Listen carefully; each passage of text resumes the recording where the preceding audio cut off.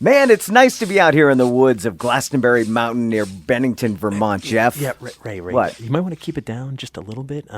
We're trying not to draw too much attention to ourselves here. Why's that? Shh. What? Why?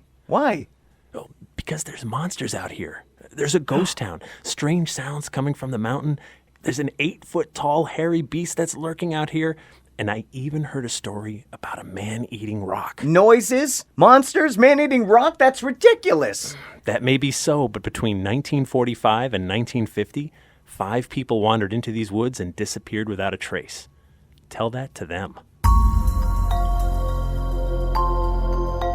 I'm Jeff Belanger, and welcome to episode 95 of the New England Legends podcast. And I'm Ray Auger. If you give us about 10 minutes, we'll give you something strange to talk about today. We will. Thanks for joining us on our mission to chronicle every legend in New England 1 week and one story at a time. And we couldn't do that without the help of our Patreon patrons who are supporting this week's episode. Yeah.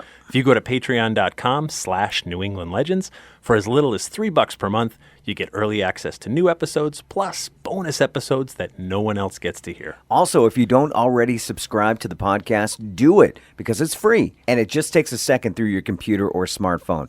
Click on your podcast app, search for New England Legends, click subscribe, and you'll get a new episode every Thursday at noon. It's pretty easy. So, Ray, a man-eating rock sounds ridiculous? It does. It sounds like the title of some B-movie horror film. I get that. Well, you've heard of the Bermuda Triangle, right? Of course. And you may have heard of the Bridgewater Triangle in Massachusetts. You know, I saw a documentary that featured you, Jeff. Oh, it's a classic. Well, up here in Vermont, we have the Bennington Triangle. Okay. It's a term coined by author and researcher Joe Citro back in the early 1990s.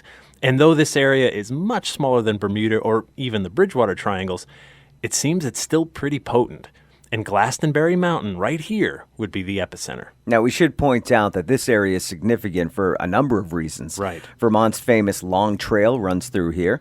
The trail opened in 1930 and runs 273 miles from roughly Williamstown, Massachusetts, all the way up to Troy, Vermont, right near the Canadian border. And, of course, the town of Bennington is right nearby. Yep. Bennington, not only the county seat, but it's home to the tallest man-made structure in the state of Vermont. Right, the Bennington Battle Monument. The 306-foot obelisk was completed in 1889. You kind of can't miss it. That's true. So we have this somewhat sizable town by Vermont standards, and you have this remote mountain with a famous hiking trail. Oh, wait a minute. A hiking trail that would inspire a brewery called Long Trail Brewing. Oh, I'll drink a toast to their Long Trail Ale. Cheers. Cheers. But I take it with the disappearances, ghost towns, and monsters on Glastenbury Mountain, we're talking about something bigger than just a couple strange occurrences. Yeah, that we are. Something so big, it would give birth to the Vermont State Police. Well, that is big. All right, let's head back and figure this out. If we go back centuries, the Mohican people lived in this region, and they had a bad feeling about this mountain. Why is that? Well, at 3,764 feet tall, this mountain is Vermont's 5th highest. Okay. The Mohican noticed at the top that the wind seemed to blow from 4 different directions. That is weird. Right? And that looked like a bad omen, so they never lived here. But they did bury their dead near the bottom of the mountain. So this is a sacred place. Yes. But also a dangerous one. Correct. Now, it's from the Mohican we hear of the legend of a man-eating rock. The story goes, when you stand up on the rock to get a look around the landscape or whatever, the rock suddenly turns liquid in the middle and it swallows you whole. No one alive can tell you where this rock is, of course, because once you find it, it's too late. You're inside. From here, we move ahead to the 1800s. A group of hardy Vermonters settle in this area they call Fayetteville. The folks like the seclusions of the mountain. The town grows slowly on the back of the logging industry, and by 1880, Fayetteville hits its peak population of 241 people. They have 2 schools, a dance hall, a casino, and a railroad that runs to Bennington. Well, but something goes wrong, doesn't it? What goes wrong first is Vermont winters. A few bad winters in a row means Fayetteville is cut off from supplies in Bennington. A lack of communication, resources, and medical care, and suddenly some of the locals wonder if it's such a good idea to keep their families so far from civilization. And then something happened that would make it obvious it's not a good idea for a town to be so cut off. What happened? Well, somebody sneezes. It's the sneeze heard around the town. A flu epidemic takes a heavy toll on Fayetteville, costing many lives. Okay. Yeah, and leaving others too sick to tend to day-to-day chores. Plus, it's post-Civil War. Word is spreading of fertile lands and temperate climates to the west. You just have to get there, so people leave. Some will tell you life here was too difficult or that the flu epidemic was the last straw, but others, they suspect it was something a little darker, more sinister. All right, what happened? It's the late 1880s, and a stagecoach is running by the mountain in an area that would go on to be called Route 9. Suddenly, something large steps into the road. Passengers scream. This mighty creature flips the stagecoach on its side, then runs off into the woods. Passengers report this creature's 8 feet tall and covered in hair. That sounds like Bigfoot. You're right, except they call it the Bennington Monster. Many don't believe the reports, but the folks in Fayetteville, they do. They've seen it too. They've heard strange noises coming from the mountain. Add in the horror, the seclusion, and maybe that's why people leave. By 1930, the town's population is 7. By 1937, the town's charter is officially revoked. Fayetteville is a ghost town. Like the Mohican before them, Vermonters choose not to live on Glastenbury Mountain. Now it's November of 1945. The population of Glastenbury Mountain is mainly hikers passing through and hunters out for sport. Okay. Folks still remember the stories, though, but those stories are far enough back that they're just a foggy memory. But it's a foggy memory that's about to get jostled back to the forefront. On November 12, 1945, a 74-year-old mountain guide named Mitty Rivers is leading 4 hunters up Glastonbury Mountain. After a day on the mountain, Rivers begins to hike back. The group is marching along when Rivers pulls ahead of the pack just a little ways to scope ahead. The 4 others continue walking in the same direction, but after a little while, something's wrong. They haven't caught up to Mitty. They call out to him. Mitty! But he's gone. No one ever sees him again. The hunters find their way back to town and help organize a search party. The mountain's combed, but no trace of Mitty Rivers is ever found except for a single rifle cartridge discovered near a stream. They suspect the old man leaned over the stream and the cartridge fell out. And that's all they care to guess. If we jump ahead just 13 months, another person vanishes. On December 1st, 1946, Paula Jean Weldon, an 18-year-old sophomore at Bennington College, takes off for a hike on part of the long trail. She asks a local newspaper reporter for directions for a good spot to jump on the trail, and he obliges her. Once on the trail, she passes an elderly couple, offers them a pleasant hello, and keeps walking. The elderly couple watch her turn a corner in the trail, but once they reach the same spot, Paula Weldon is gone. They don't think much of it. But then Weldon never returns back to her college campus.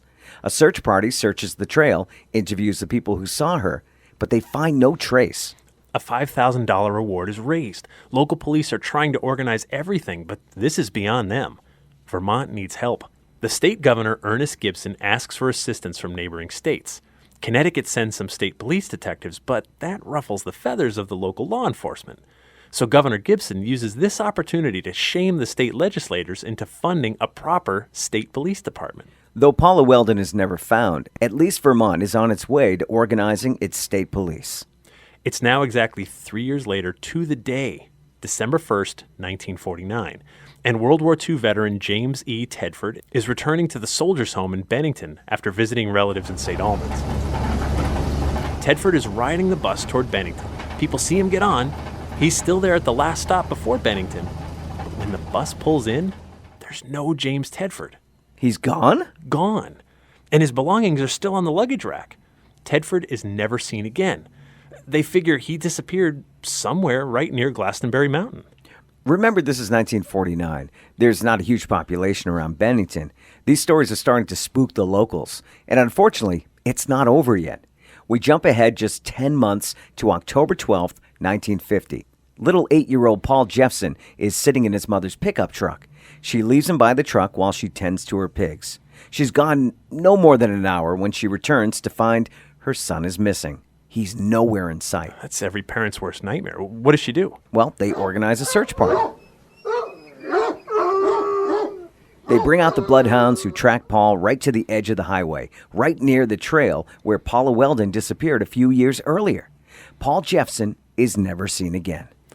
Just 16 days after Paul Jeffson disappears, we meet 53-year-old Frida Langer and her cousin Herbert Elsner. They're on a camping trip with their families near Somerset Reservoir, which is on the eastern side of Glastenbury Mountain. So the pair decide they're going to take a hike. It's a great day for it. But not too long into the hike, Frida slips and falls into a stream. Ooh, is she okay? She's fine. She's just soaking wet. All right. So she tells Herbert, wait here. I'm just going to run back to the camp, change her clothes, and run back so we can continue the hike. So he waits and waits and waits. And when too much time has passed, he begins making his way back to camp. He's sure that he's going to run into her along the way, but he doesn't. He gets all the way back to camp to find that not only Frida isn't there, she never returned. Over the next 2 weeks, multiple search parties comb the area looking for any sign of Frida Langer. They find no one. Another victim of the Bennington Triangle. Frida Langer's story is unique, though. I mean, unlike the others, she's actually found. On May 12, 1951, right near the Somerset Reservoir, her remains are discovered in an area that was extensively searched just 7 months earlier. But because her body's so badly decomposed, no cause of death can be determined. And that brings us back to today. Boy, the late 1940s must have been a scary time around Bennington. Yeah. People going missing without a trace. And when scary and seemingly random events occur, we can't help but look for a pattern or meaning. So we go back and connect one dot to the next.